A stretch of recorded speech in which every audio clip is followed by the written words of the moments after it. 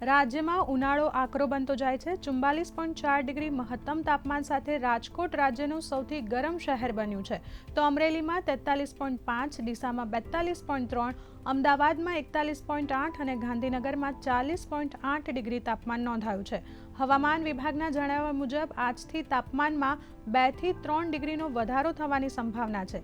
તો બીજી તરફ ભારતીય હવામાન વિભાગ દ્વારા આગામી 7 દિવસ માટે દેશના વિવિધ ભાગોમાં ભારે વરસાદ અને તોફાની પવન સાથે વીજળી પડવાની સંભાવના અંગે એક મોટી ચેતવણી આપવામાં આવી છે।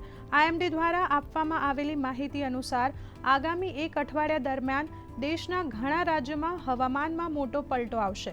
બંગાળની ખાડી અને અરબી સમુદ્રમાંથી ભેજ આવી રહ્યો હોવાના કારણે દેશમાં હવામાનમાં 2 થી 3 દિવસ સુધી સમાન રહેશે।